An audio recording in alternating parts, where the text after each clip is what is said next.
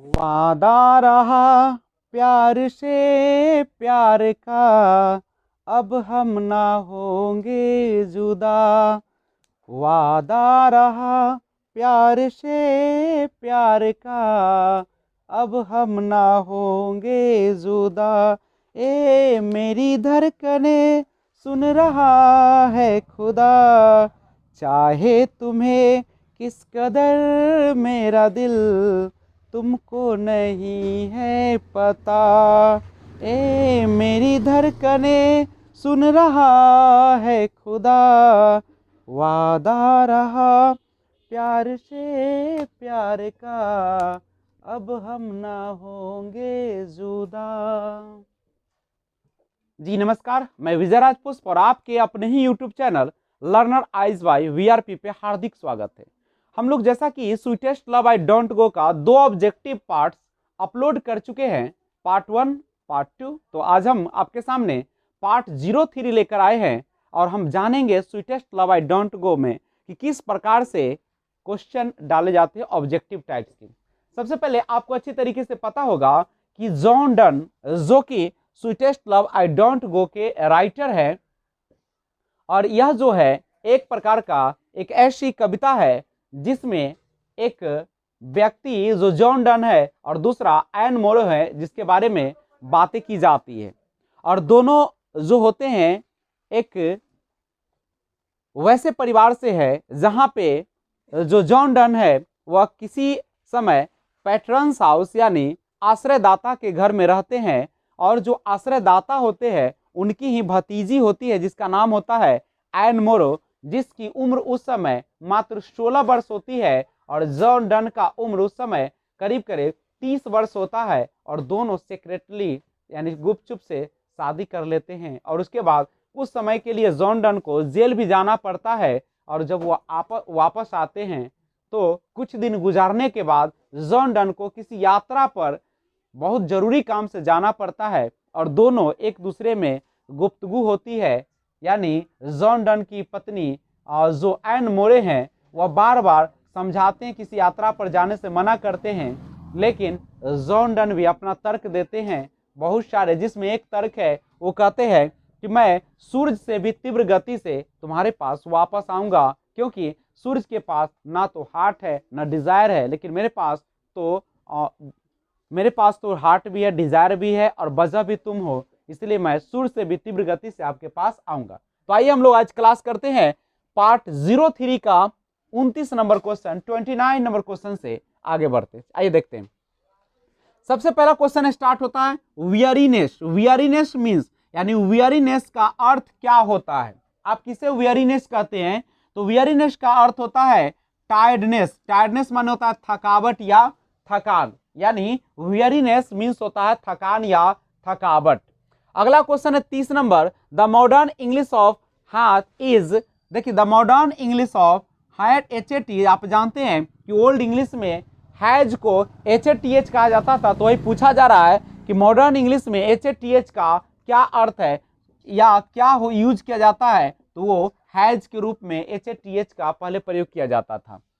ही hath यानी he has no desire nor sense nor half so short away is composed by. यह जो पंक्ति दी गई है यह पंक्ति sweetest love I don't go से लिया गया है, जो कि बाई द्वारा किसके द्वारा लिखा गया है? तो जॉन डन के द्वारा लिखा गया है। याद कर लीजिएगा कि he has no desire nor sense nor half so short away is composed by. यह जो पंक्तियां हैं वह sweetest love I don't go से ली गई है और इसमें जॉन डन के द्वारा लिखा गया है। तो ध्यान रखेंगे इस चीज को। आगे देखें, dash has been described as a metaphysical poet, यानी किसे डिस्क्राइब वर्णन किया गया था या किसे वर्णन किया गया है मेटाफिजिकल आध्यात्मिक कवि के रूप में।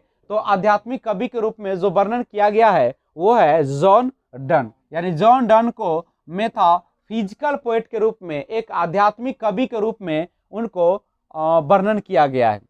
33 क्वेश्चन है sweetest love I don't go has been addressed to, यानी sweetest love I don't go जो है वह किसको संबोधित किया गया है, किसके लिए लिखा गया है या किसकी यादों में?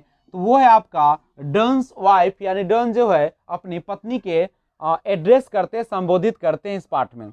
स्वीटेस्ट लव 34 क्वेश्चन है, sweetest love I don't go may be compared with Shakespeare's. कहता है कि sweetest love I don't go जो है वह तुलना की गई है शेक्सपियर के साथ, किस कौन से उनका एक लेखन है जिससे, तो the marriage of true mind, the marriage of true mind से क्या की गई है, कंपेयर की गई है वह sweetest love I don't go.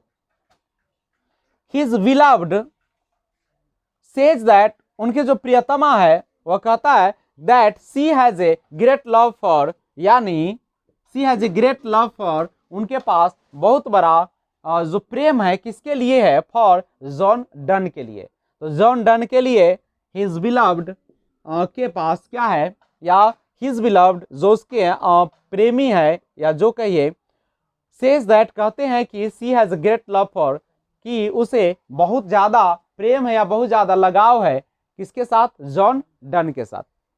John Donne was born into a dash family in 1572 during a strong anti Catholic period in England. John Donne का जन्म हुआ था कैसे परिवार में, 1572 में, ड्यूरिंग अ स्ट्रॉन्ग, जिस समय के दौरान, या ड्यूरिंग माने के दौरान, स्ट्रॉन्ग बहुत ज्यादा, एंटी कैथोलिक यानी कैथोलिक, यानी कह सकते कैथोलिक धर्म के विरोध में पीरियड चल रहा था, समय चल रहा था इन इंग्लैंड, इंग्लैंड में। तो कौन सा था, रोमन कैथोलिक। चूंकि उस समय जितने भी इंग्लैंड में रहने वाले लोग थे वह कैथोलिक धर्म से क्या करते थे, घृणा करते थे, और इनका जन्म कैथोलिक धर्म में हुआ था, इसलिए लोग इनसे घृणा करते थे। 37 है कि Donne's father name dash was a prosperous London merchant. Donne's father named, Donne's के फादर का, पिता का नाम क्या था, वह जो प्रोस्पेरस, एक बहुत ही नामी गिरामी लंदन मर्चेंट थे, एक व्यापारी थे लंदन में, तो उनका नाम था जॉन। डन्स के फादर का नाम था John. He entered Oxford University at age, कितने वर्ष की अवस्था में ऑक्सफोर्ड यूनिवर्सिटी में प्रवेश लिए थे जॉन डन, तो उनका उस समय उम्र था मात्र 11 वर्ष, इनकी एज उस समय थी। At age 20 Donne began studying law at, 20 की उम्र में डन जो है पढ़ाई शुरू किए थे लॉ का, वो कहाँ से, लिकोलन्स इन के द्वारा, यानी वह यूनिवर्सिटी है जहां उन्होंने ये काम किए थे। John Donne became a member of parliament in, John Donne जो है पार्लियामेंट के एक सदस्य बने थे, कब, 1601 ईस्वी में। एंड ही मैरिड, उन्होंने शादी किया था, dash old Anne More, Anne More का उस समय कितने वर्ष उम्र था, the niece of Sir Egerton, नहीं, जो कि नीस थी किसका, सर एगर्टन का, वो भतीजी थी और उनकी उम्र थी 16 ईयर्स, 16 वर्ष की अवस्था में एन मोरो ने शादी किया था किससे, जॉन डन से, और जॉन डन का उम्र उस समय 30 वर्ष था। In dash Donne became dean of Saint Paul's cathedral, in dash Donne became dean of Saint Paul cathedral.